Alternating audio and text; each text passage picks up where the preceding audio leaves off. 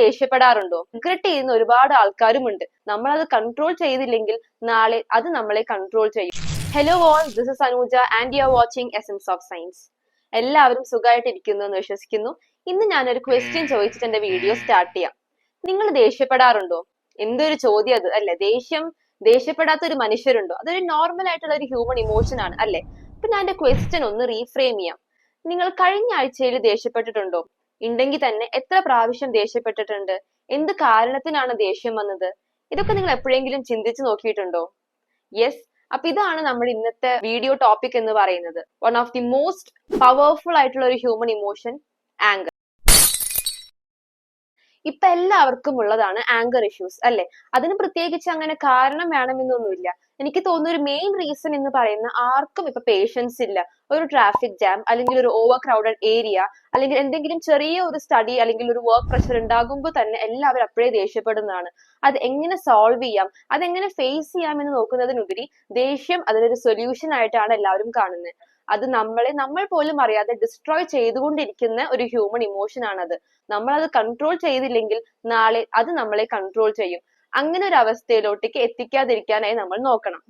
ബ്രെയിനിനകത്തുള്ള amygdala activate ആവുമ്പോഴാണ് നമുക്ക് ദേഷ്യം വരുന്നത്. ആൻഡ് ആ സമയത്ത് നമ്മൾ ഒന്നും ചിന്തിക്കുന്നില്ല. നമ്മുടെ ആ ഒരു തിങ്കിങ് സിസ്റ്റം ഒക്കെ കംപ്ലീറ്റ്ലി ബ്ലർ ആവുന്നു. ഒരു പുക വന്ന് മറിഞ്ഞു കിടക്കുന്ന പോലെയാണ്.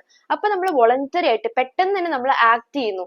ആ സമയത്ത് നമ്മൾ പറയുന്നതും പ്രവർത്തിക്കുന്നതുമായ കാര്യങ്ങൾ ഒന്നും നമ്മൾ ചിന്തിച്ച് ചെയ്യുന്നതല്ല.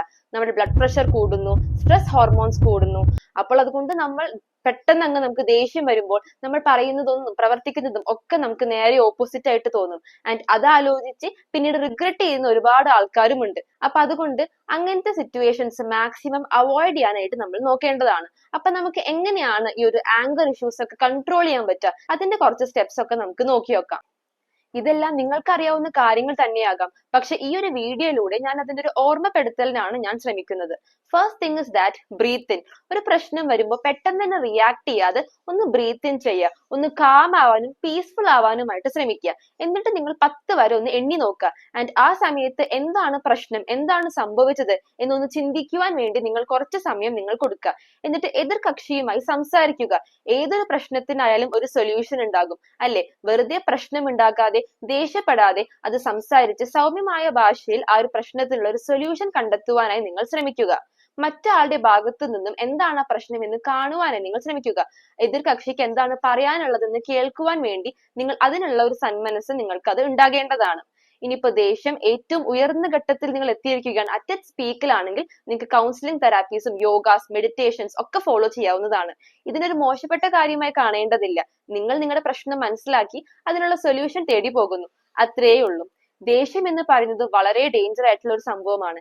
ഇത് നിങ്ങൾ പ്രോപ്പറായി കൺട്രോൾ ചെയ്തില്ലെങ്കിൽ ഒരു ദിവസം ഇത് നിങ്ങളെ കൺട്രോൾ ചെയ്യും. അപ്പോൾ ഇത് നിങ്ങളുടെ work, studies, career, family life വരെ ഇത് ഡിസ്റപ്റ്റ് ചെയ്യുന്നു. അപ്പോൾ അതുകൊണ്ട് ഇനിയൊരു സമയം നിങ്ങൾക്ക് ദേഷ്യം വരുമ്പോൾ ഈ എല്ലാ ടിപ്സും ഈ എല്ലാ കാര്യങ്ങളും ഓർമ്മയിൽ വെച്ച് പ്രവർത്തിക്കുവാനായി ശ്രമിക്കുക. Thank you.